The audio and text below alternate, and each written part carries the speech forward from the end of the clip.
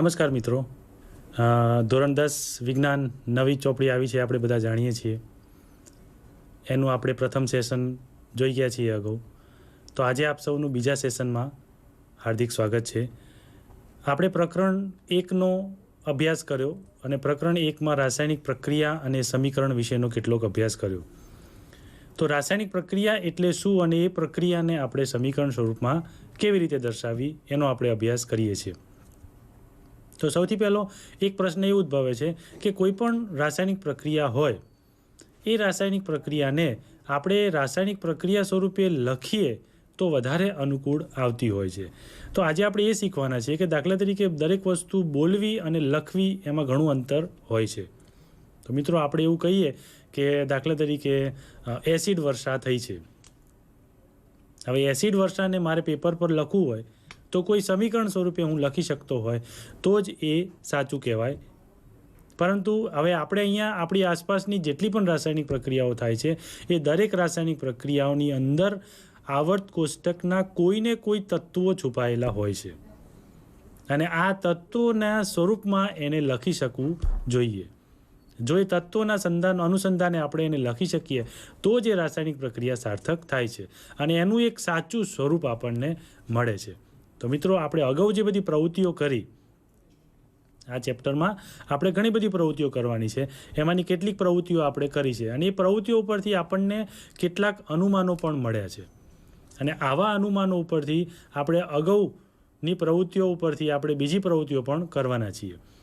તો દાખલા તરીકે કોઈ પ્રયોગશાળામાં જઈ અને આપણે જ્યારે કોઈ પ્રવૃત્તિ કરતા હોઈએ તો સૌથી પહેલું પ્રિકોશન આપણે એ રાખવું પડે છે કે આપણે આપણા ટીચરની હાજરી જરૂરી છે. અને બીજું કે જ્યારે પ્રવૃત્તિ કરતા હોય ત્યારે પ્રવૃત્તિના બધા જ સાધનો આપણી પાસે હાથ વગા હોવા જોઈએ. હવે આ જે સાધનો જે છે એ દરેક સાધનોનો અલગ અલગ ઉપયોગ હોય છે. સાધનો પણ આપણે જોયા છે. દરેક સાધનોની અંદર દરેક સાધનોનો ઉપયોગ દરેક જગ્યાએ અલગ અલગ રીતે કરવો પડતો હોય છે આપણે. તો આ પ્રવૃત્તિઓ જે છે એ પ્રવૃત્તિઓ અને પાછી રાસાયણિક પ્રક્રિયાઓની સ્વરૂપની પ્રવૃત્તિઓ છે, એટલે આમાં ક્યાં પણ ગાફલત ચાલતી નથી હોતી. કોઈ પદાર્થ એવો હોય કે જે એકદમ જ્વલનશીલ હોય છે અને જે પદાર્થને બર્નર્સ પર રાખવાની સાથે સળગી ઉઠે છે. દાખલા તરીકે મેગ્નેશિયમની પટ્ટી આપણે સળગાવી હતી તો મેગ્નેશિયમની પટ્ટી એક જગારા મારતી જ્યોતથી સળગે છે. જગારા મારતી જ્યોતનો મતલબ એવો થાય છે મિત્રો કે જગારા મારવી એટલે વધારે પડતું લાઇટથી પ્રકાશિત થવું. આવી રીતે જ્યારે જગારા મારતી જ્યોતથી પ્રદર્શિત થતી કોઈ પણ પદાર્થ હોય એ ક્યારેક કોઈ પદાર્થ વધારે પડતું લાઇટ આપી અને વધારે પડતું સળગી પણ શકતું હોય છે. અને એવી જગારા મારતી જ્યોતમાં જો પટ્ટીનું પ્રમાણ મોટું હોય અથવા પટ્ટી લાંબી હોય તો આગ લાગવાના પણ બનાવો બની શકે છે અને એના માટેના આપણે પ્રિકોશન તૈયાર રાખવા પડતા હોય છે. તો મિત્રો રાસાયણિક પ્રક્રિયાઓ જે છે એમાં દરેક ધાતુની પ્રક્રિયાઓ પણ આપણે કરી શકતા હોઈએ છીએ. મેગ્નેશિયમ ધાતુ લીધો એટલે એવું જરૂરી નથી કે આપણે મેગ્નેશિયમની જ પ્રક્રિયા કરી શકીએ. મેગ્નેશિયમ સિવાય તમે કાર્બનની પણ પ્રક્રિયા કરી શકો છો, ઝિંકની પણ પ્રક્રિયા કરી શકો છો, એ સિવાય કેલ્શિયમ ધાતુની પણ પ્રક્રિયા કરી શકો છો. આપણે આગળ પણ બધી પ્રક્રિયાઓ વારાફરતી જોવાના છીએ. પણ અહીંયા તાત્પર્ય એ છે આપણું કે રાસાયણિક પ્રક્રિયાઓ એને આપણે સંતુલિત કરવાની છે. સંતુલિતનો મતલબ એ થાય છે કે શું તમે મેગ્નેશિયમ લીધો તો એની સામે તમે ઓક્સિજન જે વપરાયો છે એ કેટલો વપરાશે એનું પણ આપણી પાસે નોલેજ હોવું જોઈએ. કારણ કે કોઈ પણ પદાર્થ જ્યારે સળગે છે ત્યારે એને ઓક્સિજનની જરૂર પડે છે. તો મેગ્નેશિયમનો 5 ગ્રામ પદાર્થ લીધો હોય કે 2 ગ્રામ લીધો હોય તો 2 ગ્રામ મેગ્નેશિયમ માટે કેટલો ઓક્સિજન જરૂરી છે એ પણ આપણે અહીંયા કેલ્ક્યુલેશન કરી શકતા હોઈએ છીએ. અને મિત્રો એટલા માટે જ તમે ઘણી વખત જોયું હશે કે ટીવીમાં અમુક એવા સમાચાર આવતા હોય છે કે આટલો પદાર્થ હોય ને એની સામે આટલો પદાર્થ જરૂરી છે. તો આ જે કેલ્ક્યુલેશન છે એ કેલ્ક્યુલેશન એના ઇક્વેશન ઉપરથી કરી શકાય છે અને આ બધા આપણા વિજ્ઞાનના સિદ્ધાંતો છે. તો હવે આપણે સ્લાઇડ ઉપર જઈશું મિત્રો. તો આપણી જે સ્લાઇડ છે એ સ્લાઇડ આપણને એવું કહે છે કે આપણી જે પ્રવૃત્તિઓ કરી એ પ્રવૃત્તિઓ પરથી આપણને શું અવલોકન મળ્યું. તો સૌથી પહેલું અવલોકન આપણે એવું જોઈ શકીએ કે અવસ્થામાં પરિવર્તન. કોઈ પણ પદાર્થ હતો એની અવસ્થા બદલાઈ ગઈ. તો કેવી અવસ્થા બદલાઈ ગઈ? શું ઘનમાંથી પ્રવાહી થઈ ગયો કે પ્રવાહીમાંથી વાયુ સ્વરૂપ થઈ ગયો. તો આવું પણ થઈ શકે છે, એની અવસ્થામાં પરિવર્તન આવી શકે છે. પછી બીજું કે રંગમાં પરિવર્તન આવી શકે છે. તમે પ્રવૃત્તિ આગળ જોઈ છે એમાં રંગ પણ બદલાયો છે.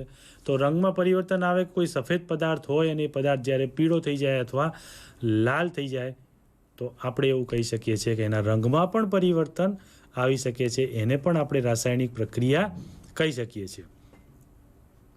ત્રીજું છે વાયુનો ઉદ્ભવ. આપણે અગાઉની એક પ્રવૃત્તિમાં પણ જોયું છે કે જેમાં હાઇડ્રોજન વાયુનું નિર્માણ થયું હતું. તો આવા વાયુઓનું પણ નિર્માણ થતું હોય છે. હાઇડ્રોજન છે, ઓક્સિજન છે. તો આવા વાયુઓનું નિર્માણ થાય, એ વાયુનો ઉદ્ભવ થયો કહેવાય. આ આપણા અવલોકનો છે કે કોઈ પણ પ્રક્રિયા કર્યા પછી આપણે કેવા પ્રકારનું અવલોકન કરી શકીએ છીએ, અને એ અવલોકન ઉપરથી આપણે રાસાયણિક પ્રક્રિયા લખી પણ શકીએ છીએ, એને સંતુલિત પણ કરી શકીએ છીએ. તો એમ વાયુનો ઉદ્ભવ થાય તો એ વાયુ કેવા પ્રકારનો છે, વાયુ નુકસાન કરતા છે કે નુકસાન કરતા નથી, એ પણ આપણે ધ્યાનમાં લઈ શકીએ છીએ. અગાઉની પ્રક્રિયામાં આપણે હાઇડ્રોજન વાયુ બહાર નીકળતા જોયો હતો. એવી રીતે ઓક્સિજન વાયુ પણ તમે ક્યાંક નીકળતા જોઈ શકો છો. રંગમાં પરિવર્તન પણ તમે જોઈ શકો છો. તો રંગમાં એવું નથી હોતું કે પીળો કલર જ બને, પીળાની જગ્યાએ લાલ કલર પણ બની શકે છે. અને પ્રયોગશાળામાં આવા નાના મોટા પ્રેક્ટિકલ્સ આપણે કરતા હોઈએ તો આપણને બધા જ રંગ પરિવર્તનો મળી શકે છે. તાપમાનમાં પરિવર્તન પણ મળી શકે છે. આપણી કસનળી હોય કે આપણો કોનિકલ ફ્લાસ્ક હોય, જ્યારે એની અંદર આપણે બે પદાર્થોને મિક્સ કરતા હોઈએ અને મિક્સ કરવાથી શું તાપમાન વધી જાય છે કે તાપમાન ઘટી જાય છે?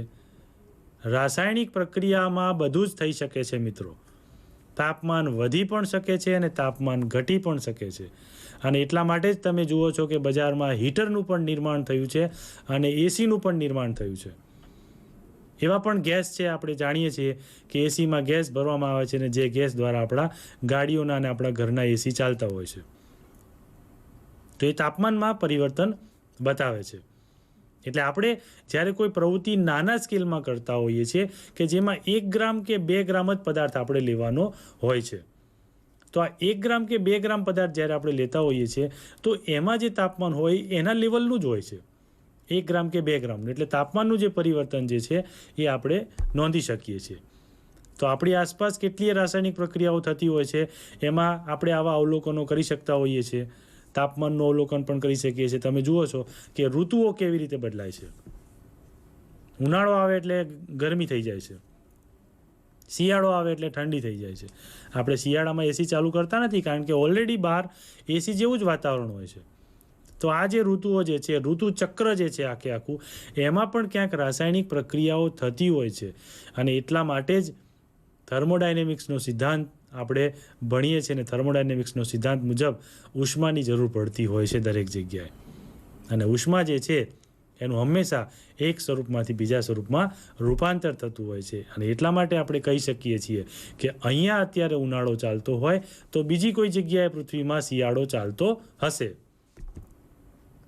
એનો અર્થ એ થયો મિત્રો કે પૃથ્વી પર રહેલી તમામ ઉર્જાનો જથ્થો જે છે અચળ હોય છે. એટલે એક જગ્યાએ ઉનાળો છે અને બીજી જગ્યાએ શિયાળો છે તો બંને જગ્યાની ઉર્જા જે છે એ મેન્ટેન થઈ રહે છે. એટલે પૃથ્વીની બહાર કોઈ ઉર્જા જતી નથી. આવું આપણને ઉષ્માગતિશાસ્ત્રનો નિયમ સમજાવે છે. તો મિત્રો આવા નિયમો ઉપરથી જ આ રાસાયણિક પ્રક્રિયાઓ ચાલતી હોય છે. રાસાયણિક પ્રક્રિયાઓને ચલાવવા માટે નિયમ મુજબ જ થતું હોય છે કામ. નિયમની વિરુદ્ધ કોઈ પણ કાર્ય થતું નથી હોતું. તમે મિત્રો જોયું હશે કે જ્યારે કોઈ પણ એસ્ટ્રોનટ એટલે કે ખગોળશાસ્ત્રીઓ પૃથ્વીની બહારની ઘટનાઓનું જ્યારે અવલોકન કરતા હોય છે, જ્યાં શૂન્યાવકાશ હોય છે, એટલે કે ત્યાં ઓક્સિજન હોતો નથી. મિત્રો આપણે બધા જાણીએ છીએ કે વાતાવરણમાં એટલું બધું પોલ્યુશન થતું હોય છે અને એ પોલ્યુશનમાં કેટલા એવા ગેસ હોય છે કે જે ગેસ દ્વારા એવું લાગે છે કે આવતા 10 વર્ષમાં પૃથ્વી પર રહેવું શક્ય નહીં હોય. અને એટલા માટે સીએનજી અને એલપીજી જેવા ગેસોની શોધ થઈ છે, નેચરલ ગેસ જેવા કે જે ગેસ ઓછું પ્રદૂષણ આપે છે. પરંતુ એના કરતાં પણ એક સુંદર વસ્તુ છે આપણી પાસે છે હાઇડ્રોજન બળતણ, જે પાણીમાંથી જ મળે છે. પાણીને આપણે જાણીએ છીએ H2O અને એમાંથી આપણને H2 મળશે.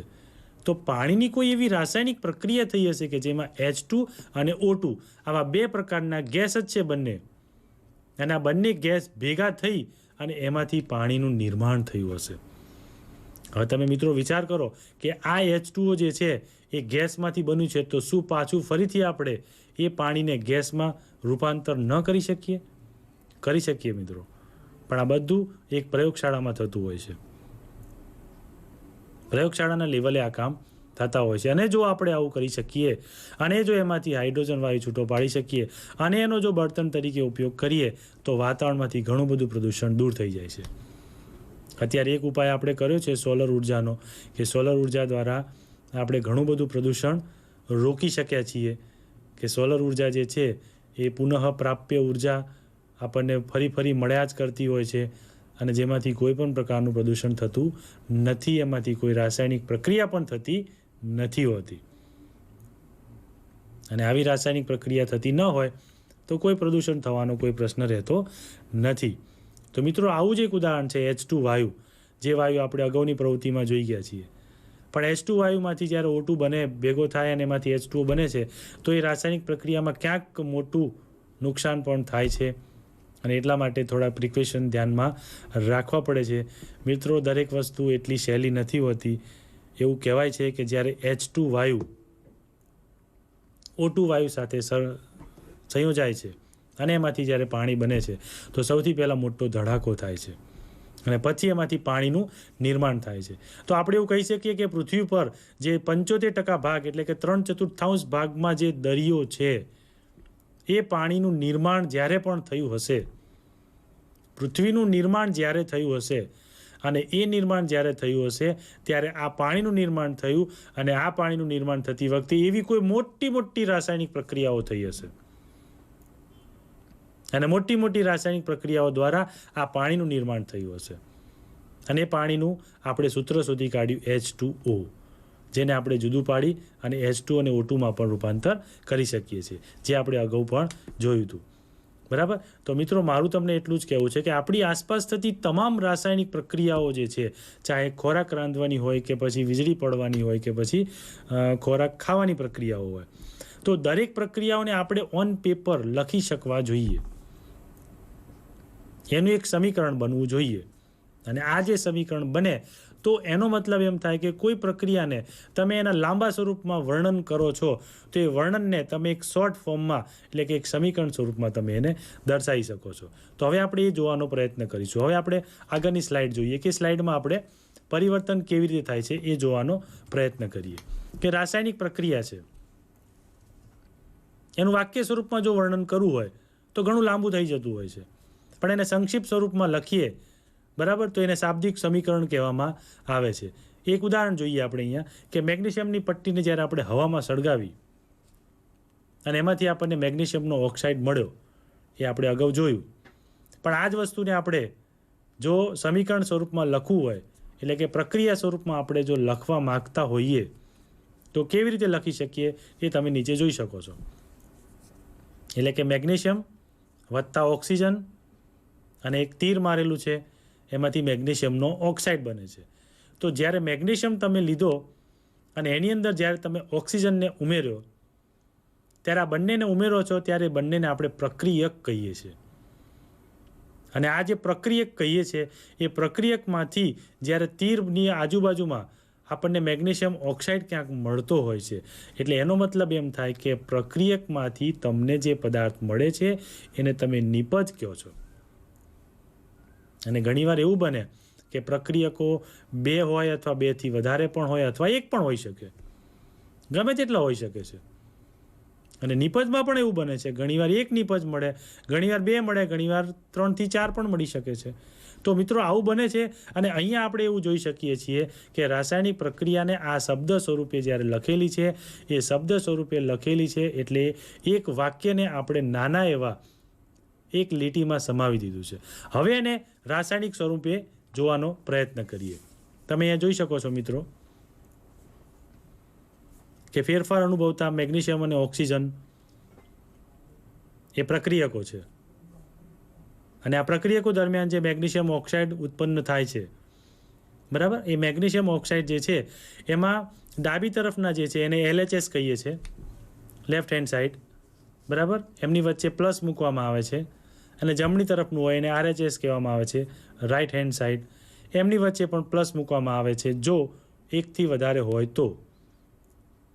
એટલે આવા સમીકરણને આપણે શાબ્દિક સ્વરૂપમાં જો લખવું હોય તો આપણે એને આવી રીતે લખી શકીએ છીએ, Mg + O2, અને એમાંથી આપણે MgO કરીએ છીએ. અને MgO જ્યારે આપણે કરીએ છીએ ત્યારે એનો મતલબ એવો થાય છે કે આપણે પ્રક્રિયકમાંથી નિપજ બનાવી છે. એટલે કે જ્યારે આ પ્રક્રિયકમાંથી નિપજ બને છે અને એને આપણે એક 3-4 લીટીનું જે વાક્ય હતું એને એક નાનકડી અડધી લીટીમાં આપણે એને સમાઈ દીધું છે. તો મિત્રો આ જે છે એ રાસાયણિક પ્રક્રિયા છે. એને આપણે એક નાનકડા વિડીયો સ્વરૂપમાં જોવાનો પ્રયત્ન કરીશું. મિત્રો આપણો જે વિડીયો છે એ વિડીયો આપણે અહીંયા જોવાનો પ્રયત્ન કરીશું. તો મિત્રો કેમિકલ રિએક્શન એ શું છે એનો એક આપણે વિડીયો જોઈએ. એક નાનકડો એવો સુંદર વિડીયો છે મિત્રો કે કેમિકલ રિએક્શનમાં શું થાય છે કે કોઈ પણ રાસાયણિક પ્રક્રિયા હોય તેમાં સૌથી પહેલાં A અને B અથવા C અને D એટલે કે 2 હોય અથવા 2થી વધુ હોય તેવા પ્રક્રિયકોમાંથી નિપજ બને છે. અહીંયા આપણે A અને B લીધેલા છે, એમાંથી C અને D આપણને કંઈક મળે છે એવું કહીએ આપણે. તો A અને B ને આપણે શું કહીશું અને C અને D ને શું કહીશું? બરાબર. તો A અને B માંથી C અને D મળ્યું એટલે કે કેમિકલ ઇક્વેશન આપણને આવું કંઈક મળે છે, જેને આપણે રાસાયણિક પ્રક્રિયા કહીએ છીએ. જેમાં 4 વસ્તુ આપણને મળી. A અને B જે મળે આપણને, જે અહીંયા બોક્સ સ્વરૂપે દર્શાવેલા છે, બરાબર, એને આપણે રિએક્ટન્ટ એટલે કે પ્રક્રિયકો કહીએ છીએ. અને એ પ્રક્રિયકોમાંથી આપણને શું મળ્યું? C અને D, એને પ્રોડક્ટ એટલે કે આપણે નિપજ કહીએ છીએ.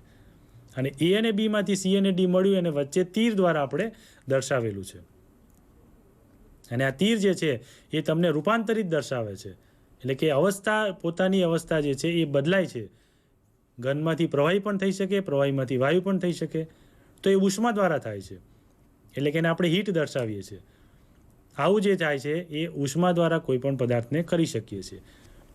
આપણે ઉદાહરણ દ્વારા જોઈ શકીએ છીએ કે હાઇડ્રોજન જે છે, બરાબર, એ હાઇડ્રોજન ઓક્સિજન સાથે કેવી રીતે પ્રક્રિયા કરે છે.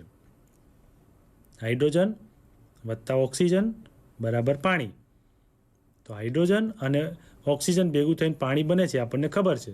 પણ હાઇડ્રોજન એ મૂળ કયા સ્વરૂપમાં હોય છે વાતાવરણમાં? તો H2 સ્વરૂપમાં હોય છે.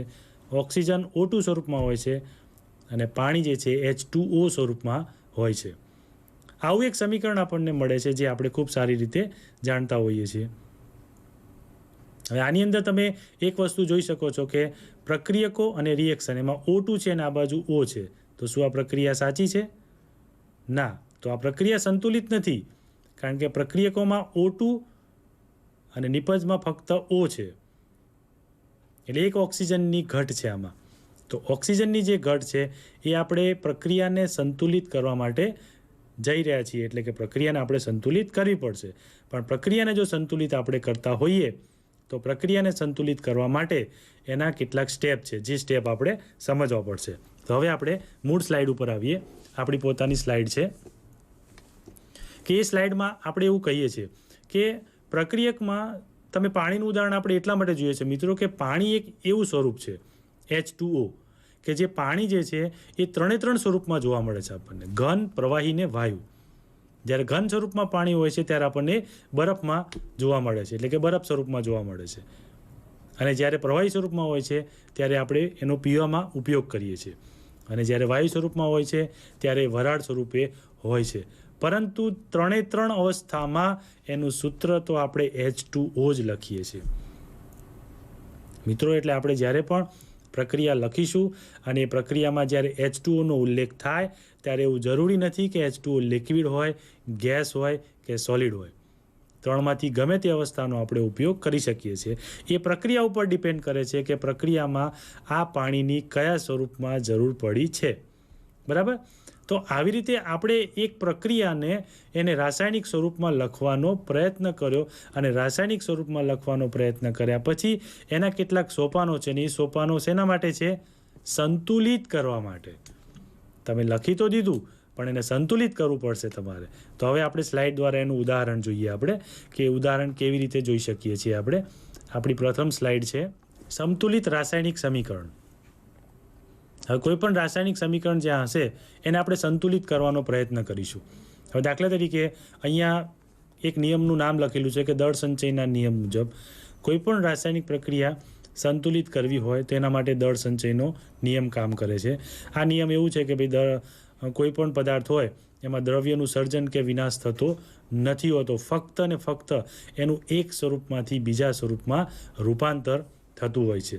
અને આ જે રૂપાંતર થાય છે એ રૂપાંતરને આપણે પ્રક્રિયક અને નિપજો તરીકે નામ આપેલું છે. બરાબર. તો હવે એનું તબક્કાવાર આપણે સંતુલન કરવાનો પ્રયત્ન કરીએ. અહીંયા એક પ્રક્રિયા લખેલી છે, ઝીંક વત્તા સલ્ફ્યુરિક એસિડ. ઝીંક વત્તા સલ્ફ્યુરિક એસિડની જે પ્રક્રિયા છે એમાં ઝીંકની સાથે સલ્ફ્યુરિક એસિડ નાખવાથી ઝીંક સલ્ફેટ વત્તા હાઇડ્રોજન બને છે. આવું આપણે અગાઉની પ્રવૃત્તિમાં જોઈ ગયા છીએ. બરાબર. તો આ પ્રવૃત્તિને આપણે શબ્દોમાં લખી છે અહીંયા, અને એ શબ્દોમાં લખ્યા પછી એને આપણે સમતોલિત રાસાયણિક સમીકરણ સ્વરૂપમાં લખી જોઈએ તો આપણને આવું કંઈક લખાશે.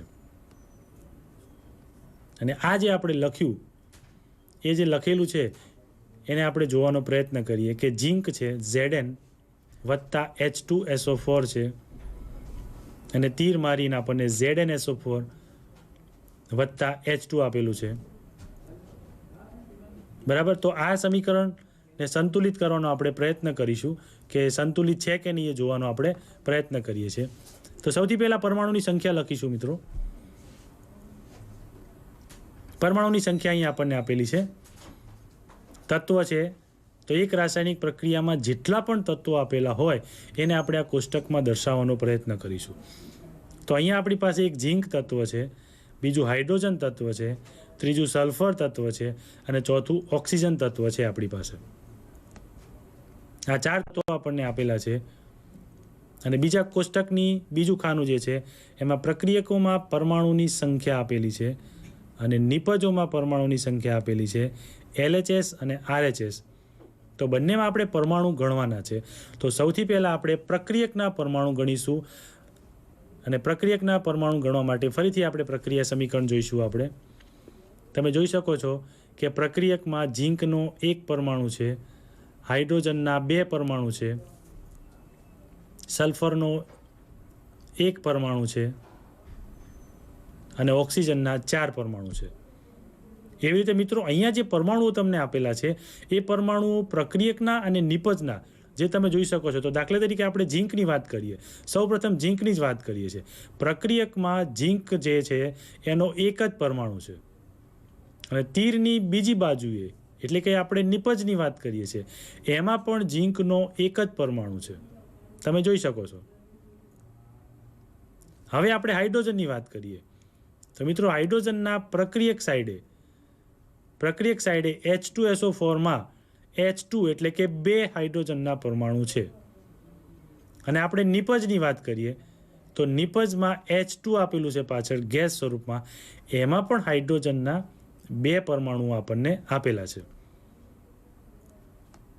હવે આપણે સલ્ફરની વાત કરીએ તો સલ્ફર જે છે એ H2SO4ની અંદર 1 જ સલ્ફર આપેલું છે પ્રક્રિયકમાં.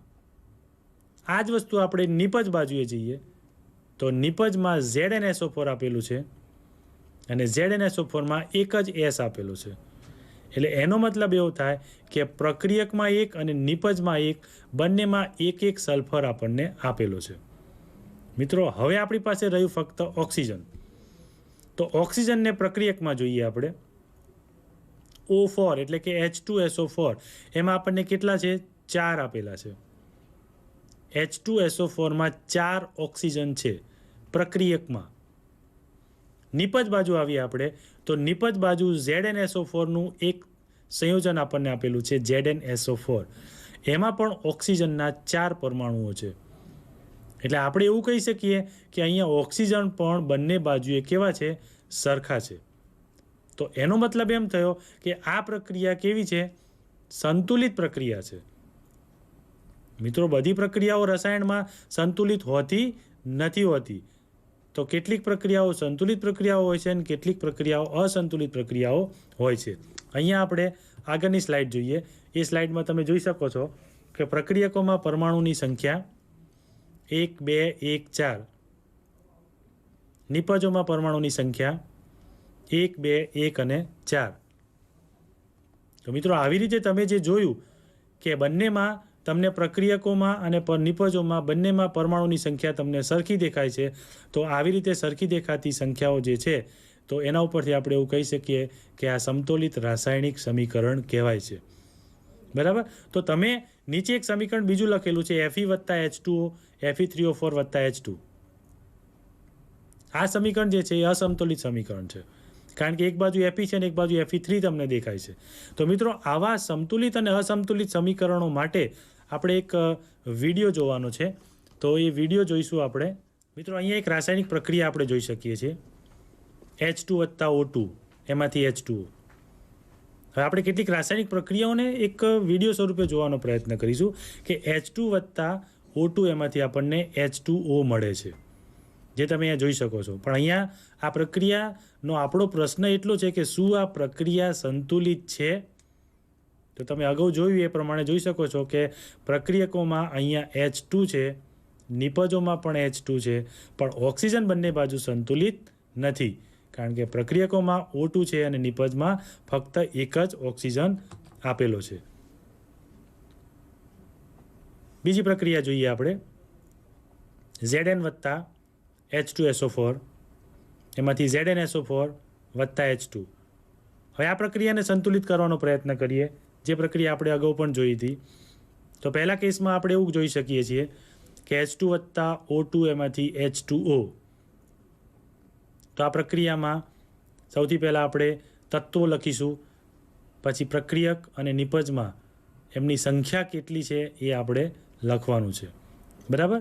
તો તમને અહીંયા એલિમેન્ટ્સ એટલે કે તત્વો કયા કયા દેખાય છે એ આપણે જોઈ શકીએ છીએ, હાઇડ્રોજન અને ઓક્સિજન. આખી પ્રક્રિયામાં આપણને બે જ તત્વો દેખાય છે, H અને O. આખી પ્રક્રિયા પૂરી કરીએ ત્યાં સુધી. હવે પ્રક્રિયકની અંદર હાઇડ્રોજન 2 છે અને ઓક્સિજન પણ 2 છે. તમે નિપજમાં જોઈ શકો છો કે હાઇડ્રોજન 2 છે, પરંતુ ઓક્સિજન એક જ છે. ઓક્સિજન આપણી પાસે એક જ છે H2Oમાં. બરાબર. તો હવે આ પ્રક્રિયાને આપણે કેવી પ્રક્રિયા કહીશું? 2 છે અને આ બાજુ 2 1 છે. તો આ પ્રક્રિયા સંતુલિત કહેવાય નહીં, કારણ કે અહીંયા હાઇડ્રોજન બંનેમાં સંતુલિત છે 2 પરંતુ ઓક્સિજન એ સંતુલિત નથી, કારણ કે ઓક્સિજન પ્રક્રિયકમાં 2 છે અને નિપજમાં 1 આપેલો છે. તો આ જે છે એ અનબેલેન્સ્ડ પ્રક્રિયા એટલે કે સંતુલિત પ્રક્રિયા નથી. એટલે આવી પ્રક્રિયાને આપણે સંતુલિત કરવા માટે આ 2 અને 1 જે છે એને સંતુલિત કરવા પડશે. બરાબર. એટલે આવી પ્રક્રિયાને આપણે અનબેલેન્સ્ડ પ્રક્રિયા કહીએ છીએ. હવે આપણે બીજા કેસમાં જોઈએ. બીજી પ્રક્રિયામાં ZnH2SO4, ZnSO4 અને H2. આમાં તમે જુદા જુદા તત્વો લખી અને પ્રક્રિયક અને રિએક્શનની પ્રક્રિયા તારવી શકો છો. બરાબર. તો એલિમેન્ટ્સ આપણી પાસે છે Zn, H, S અને O. 4 પ્રકારના તત્વોથી બનતી આ પ્રક્રિયા, અને પ્રક્રિયકોમાં પ્રમાણ આપેલું છે ઝીંકનું. બંનેમાં ઝીંક 1 1 છે, હાઇડ્રોજન 2 2 છે, સલ્ફર 1 1 છે અને ઓક્સિજન 4 4 છે. તો મિત્રો અહીંયા 4 તત્વોનું જે પ્રમાણ છે એ તમે જોઈ શકો છો કે 4 બંનેમાં સરખા જ છે. ભલે પ્રક્રિયા મોટી છે, પરંતુ તત્વોનું જે પ્રમાણ છે એ કેવું છે? એકદમ સરખું છે. તો અહીંયા પ્રક્રિયાને આપણે બેલેન્સ પ્રક્રિયા કહીશું. એટલે પ્રક્રિયા નાની મોટી જોવામાં આવતી નથી, પરંતુ પ્રક્રિયાઓ જે છે એ પ્રક્રિયાઓની અંદર જે તત્વો ભરેલા છે એ તત્વો જે છે એ બેલેન્સ્ડ હોવા જોઈએ. તો આ લો ઓફ કન્ઝર્વેશનનો નિયમ આપણને કહેવામાં આવે છે. બરાબર. તો આપણે હવે આનેથી આગળ જવાનો પ્રયત્ન કરીએ, પછી આગળ જઈએ કે લો ઓફ કન્ઝર્વેશનનો જે નિયમ આપણને શું કહે છે. બીજી કેટલીક સ્લાઇડો આપણે જોવાની છે. તો આ જે આપણે એક વિડીયો જોયો, એ વિડીયો દ્વારા આપણને એવું દર્શાવવામાં આવે છે કે કોઈ પ્રક્રિયા નાની હોય અથવા કોઈ પ્રક્રિયા મોટી હોઈ શકે છે. તો નાની અથવા મોટી પ્રક્રિયાઓ જે છે એ નાની અથવા મોટી પ્રક્રિયાઓ આપણા કેસમાં નથી હોતી, પણ એવું નથી હોતું કે નાની પ્રક્રિયા એ સંતુલિત હોય છે. નાની પ્રક્રિયા પણ અસંતુલિત હોઈ શકે છે અને મોટી પ્રક્રિયા પણ અસંતુલિત હોઈ શકે છે. પણ ફરક એટલો છે કે આપણે જો અસંતુલિત હોય તો એને આપણે સંતુલિત કરવી પડતી હોય છે, અને એ સંતુલિત કરવા માટેના કેટલાક સોપાનો આપણી પાસે છે અને એ સોપાનો આપણે શીખવાના છે. મિત્રો આપણે પ્રથમ સોપાનમાં જોયું કે Fe વત્તા H2O એક પ્રક્રિયા અહીંયા આપેલી છે તમને કે Fe3O4 વત્તા H2. તો આ જે પ્રક્રિયા છે એને આપણે દેખાય છે આપણને કે એક બાજુ Fe છે ને એક બાજુ Fe3 છે. તો આ પ્રક્રિયા સંતુલિત નથી. તો સંતુલિત કરવા માટેનું પ્રથમ સોપાન તમને અહીં આપેલું છે કે રાસાયણિક સમીકરણને સંતુલિત કરવા માટે સૌ પ્રથમ દરેક પ્રક્રિયા જે છે એના પ્રક્રિયકો અને નિપજોની ફરતે તમારે ખાનું બનાવવું પડશે. હવે આ ખાનું બનાવવાનું પર્પઝ શું છે સૌથી પહેલું એ જાણી લઈએ કે અગાઉ આપણે લો ઓફ કન્ઝર્વેશન જોયું કે નિયમ મુજબ પ્રક્રિયકોમાંથી નિપજ બને છે ત્યારે નિપજ બન્યા પછી જ્યારે આપણે એને સંતુલિત કરીએ છીએ તો એના મોલની અંદર ફેરફાર થાય છે. જે બની ગયું છે Fe3O4 એની અંદર કોઈ ફેરફાર આપણે કરી શકતા નથી હોતા. એટલે આપણે જે કંઈ પણ સંયોજનો એની આગળ કંઈ સંખ્યા લખવાની આવશે તો આપણે ક્યાં લખીશું? બોક્સની બહાર લખીશું. એટલા માટે આપણે બોક્સ કરવામાં આવે છે. બીજું સોપાન જોઈએ આપણે. જેમ અગાઉ જોયું એ પ્રમાણે બોક્સ બનાવીએ છીએ આપણે.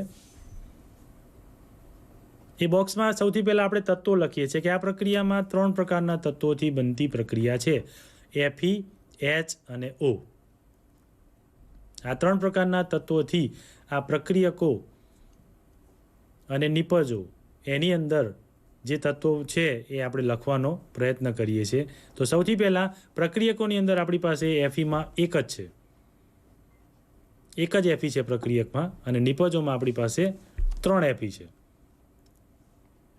જે તમે જોઈ શકો છો પ્રક્રિયામાં Fe એક જ છે અને નિપજમાં Fe 3 છે. બરાબર. હવે આ પ્રક્રિયા ઉપરથી આપણે હાઇડ્રોજન જોઈએ તો હાઇડ્રોજન તમને દેખાય છે કે પ્રક્રિયકમાં 2 છે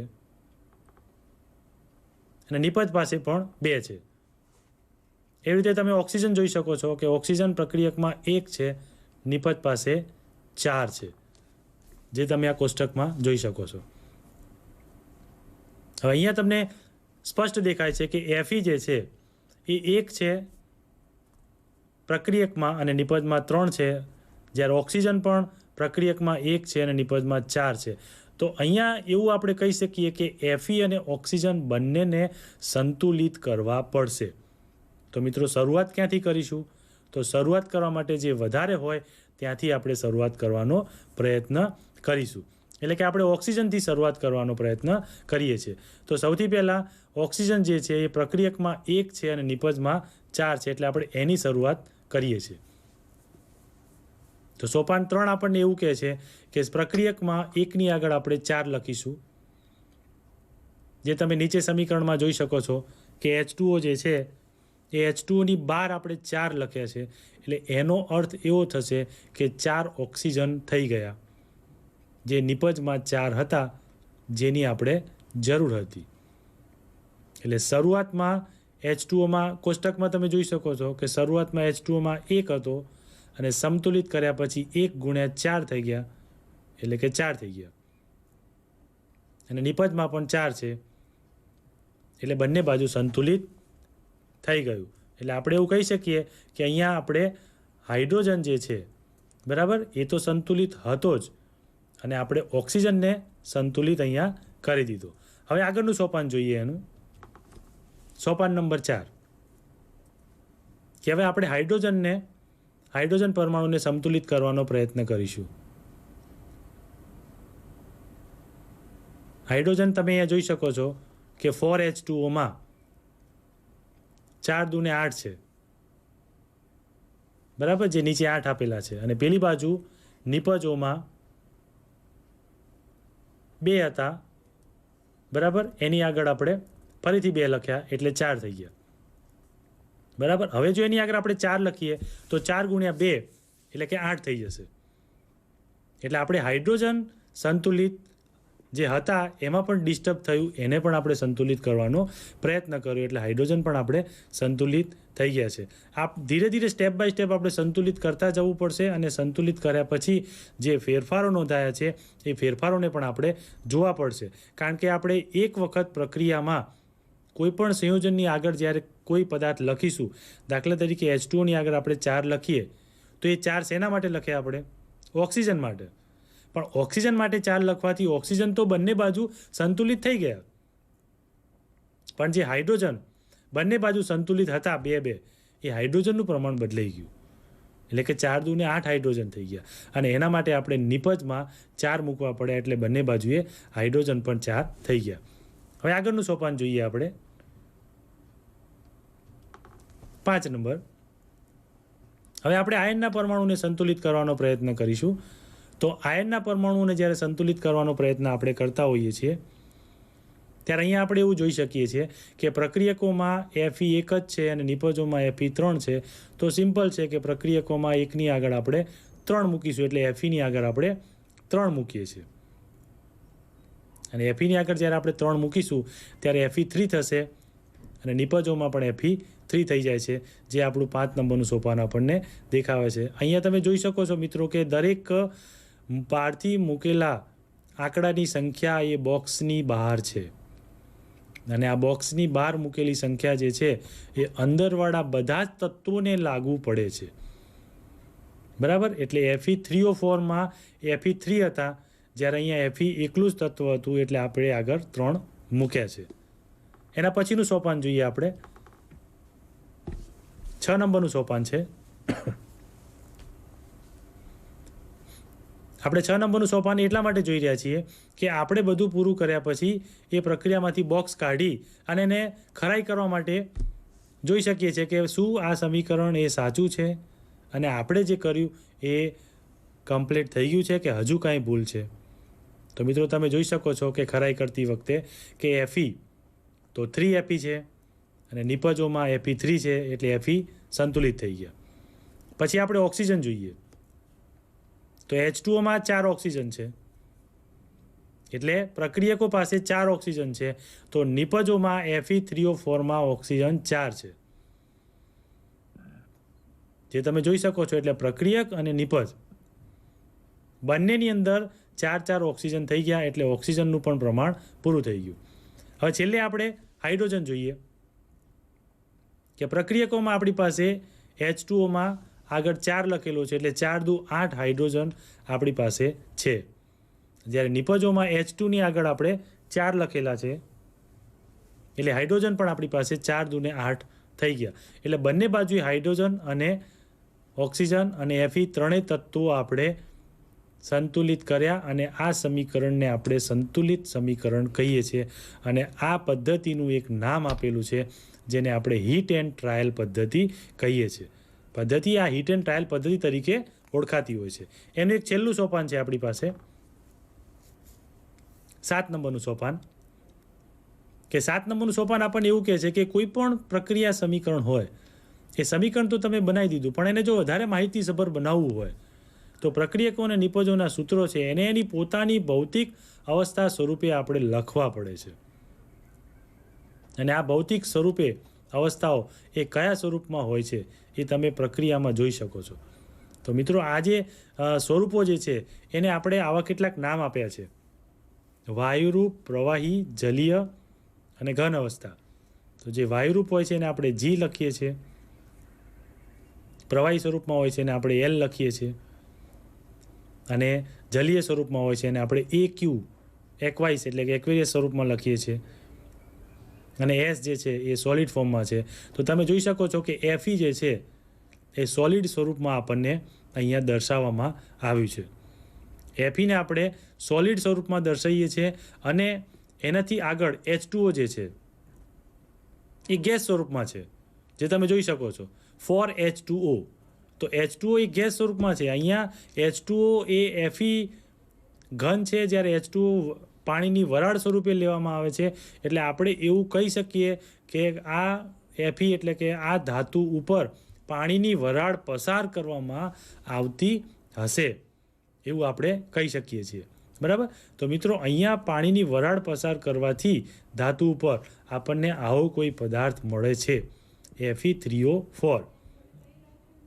અને Fe3O4ને આપણે સોલિડ સ્વરૂપમાં જોઈ શકીએ છીએ. અને આ જે સોલિડ સ્વરૂપમાં આપણે જોયો એ પાણીની વરાળ ધાતુ ઉપર પસાર કરવાથી આપણને આવું કોઈ સ્વરૂપ મળી શક્યું છે. બરાબર. તો મિત્રો આ જે સ્વરૂપ છે એમાં છેલ્લે આપણને H2 ગેસ સ્વરૂપમાં મળે છે, અને આ ગેસ સ્વરૂપમાં મળે છે એના ઉપરથી આપણે શું નક્કી કરી શકીએ પ્રક્રિયાઓના કેટલાક પ્રકારો નક્કી કરી શકીએ છીએ. પણ આ પ્રકારો શીખતા પહેલાં આપણે એ પ્રક્રિયાને સંતુલિત કરી અને સંતુલિત કર્યા પછીની જે વસ્તુઓ છે એની અવસ્થાઓ છે અને માહિતીસભર વધુ બનાવવા માટે એની અવસ્થાઓનો ઉલ્લેખ કરવો ખૂબ જ જરૂરી બને છે. હવે આ જે અવસ્થાઓનો તમે ઉલ્લેખ કર્યો એમાં ક્યાંક એવું બને છે, દાખલા તરીકે H2O ગેસ છે, તો આ H2O ગેસ છે એ પાણીની વરાળ સ્વરૂપે છે અને પાણીની વરાળ સ્વરૂપે લીધેલો આ H2O ગેસ એ લિક્વિડ સ્વરૂપે લઈએ તો શું ફેર પડશે?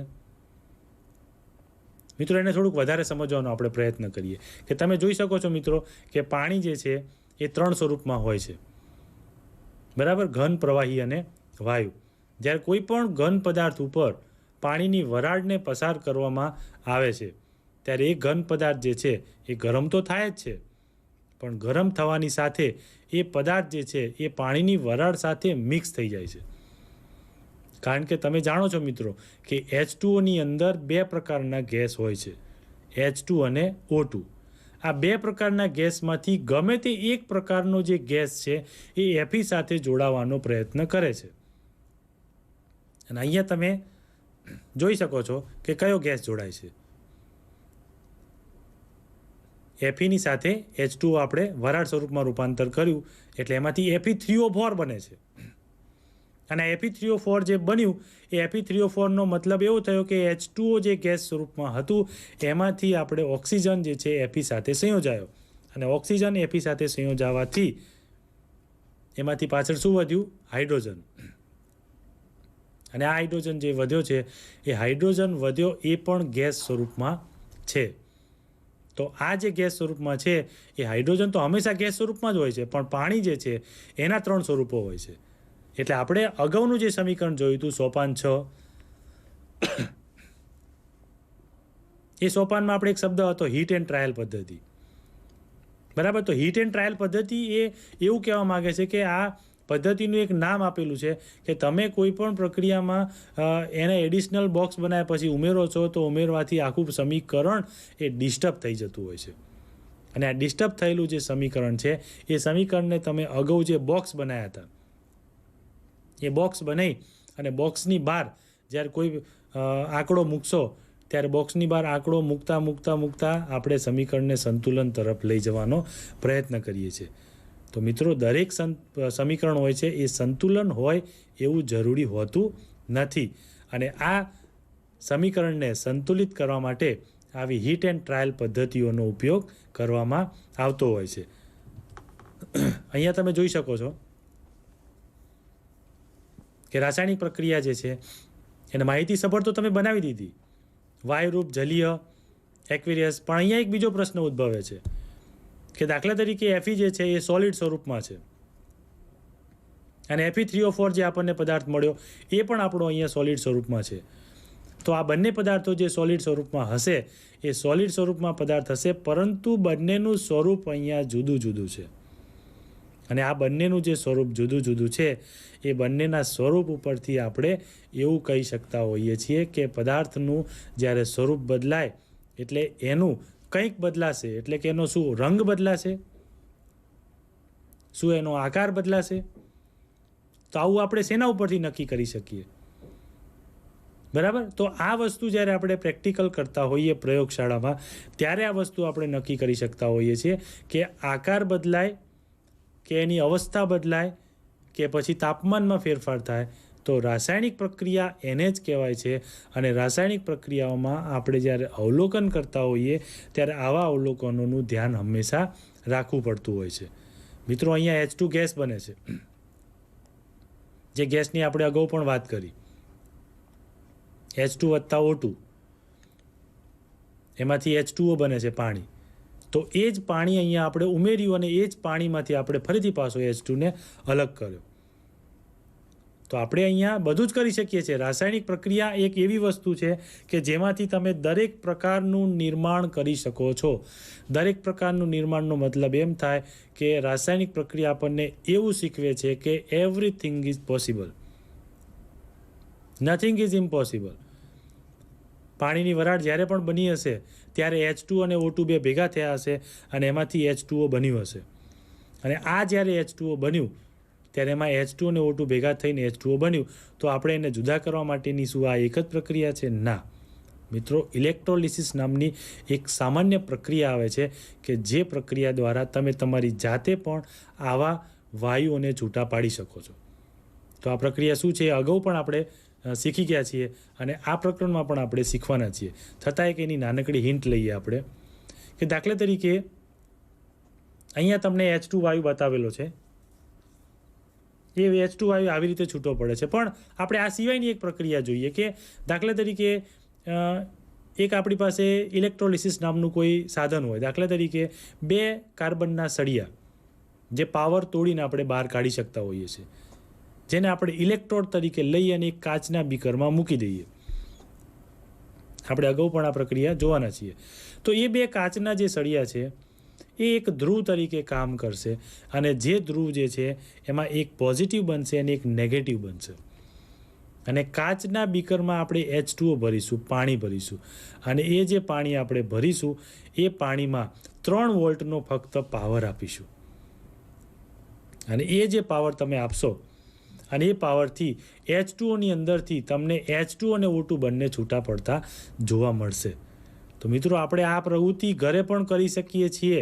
અને H2 અને O2 જે છે એ એવા વાયુઓ છે કે જે રંગવિહીન, ગંધવિહીન અને સ્વાદવિહીન છે, જે નરી આંખે જોઈ શકાતા નથી, પણ છતાં પણ તમે એનો અનુભવ કરી શકશો. કારણ કે જે 2 ધ્રુવ બન્યા કાર્બનના, એ 2 ધ્રુવમાં એક એનોડ હશે અને એક કેથોડ હશે. તો આવા બંને ધ્રુવની અંદરથી જ્યારે વાયુ નીકળશે ત્યારે તમને કદાચ નરી આંખે થોડો દેખાશે, પરંતુ એના કરતાં પણ બીજું એક ઓબ્ઝર્વેશન તમે કરશો ત્યારે તમને ખબર પડશે કે પાણીનું લેવલ જે છે એ ધીરે ધીરે શું થશે? ઓછું થશે. અને આ જે પાણીનું લેવલ છે એ ધીરે ધીરે જ્યારે ઓછું થતું હોય ત્યારે આ લેવલ ઓછું થાય ત્યારે તમે એવું કહી શકો છો મિત્રો કે આમાંથી કંઈક છૂટું પડે છે. અને કોઈ લિટમસ પેપર દ્વારા અથવા કોઈ એવા પદાર્થ દ્વારા આવા H2 અને O2ને જો તમે કલેક્શન કરી શકતા હોય તો તમે એનું કલેક્શન કરીને પણ એનો ઉપયોગ કરી શકો છો. મિત્રો, આ જે વસ્તુ છે પાણીમાંથી H2 ને O2 છૂટું કરવાની, એ એક નોર્મલ પદ્ધતિ છે. પણ નોર્મલ પદ્ધતિ જે છે એ નોર્મલ પદ્ધતિની જગ્યાએ એનો કેટલો ડિમાન્ડ છે ને કેવી રીતે જુદી પાડવી અને એની કેટલી કિંમત છે. દાખલા તરીકે ઓક્સિજનની કેટલી કિંમત છે એ તો કોઈ દર્દીને પૂછીએ ત્યારે ખબર પડે કે દર્દીને જ્યારે ઓક્સિજનની જરૂર પડતી હોય અને એ બાટલો જ્યારે ઓક્સિજનનો એ ખરીદીને લાવતો હોય ત્યારે ખબર પડે મિત્રો કે હવામાં રહેલો ઓક્સિજન એ આપણે જ્યારે નોર્મલી લઈ શકતા નથી હોતા અને જ્યારે બાટલા સ્વરૂપે કોઈ દર્દીને ચઢાવવો પડે છે ત્યારે એ કેટલો મોંઘો પડે છે. તો મિત્રો, વાતાવરણમાં રહેલો આ જ ઓક્સિજન એ આપણો જ છે અને એટલા માટે જ એવું કહેવાય છે કે આ પર્યાવરણ એ આપણું પર્યાવરણ છે અને એની જવાબદારી આપણી છે અને એ પર્યાવરણને આપણે જ સાચવવાનું છે. અને એટલા માટે પોલ્યુશન ન થાય એની જવાબદારી પણ આપણી જ છે અને એ ઓક્સિજન આપણે જ લેવાનો છે. તો ભવિષ્યમાં આવી ઓક્સિજનની રાસાયણિક પ્રક્રિયાઓ જે છે એ ખૂબ જ સારી રીતે થાય એના માટે આપણે સચેત રહીશું. અને આજનું સેશન મિત્રો અહીંયા પૂરું કરીએ છીએ. હવે આપણે નેક્સ્ટ સેશનમાં મળીશું. આનેથી આપણે આગળ ચલાવવાનો પ્રયત્ન કરીશું. આભાર, ધન્યવાદ.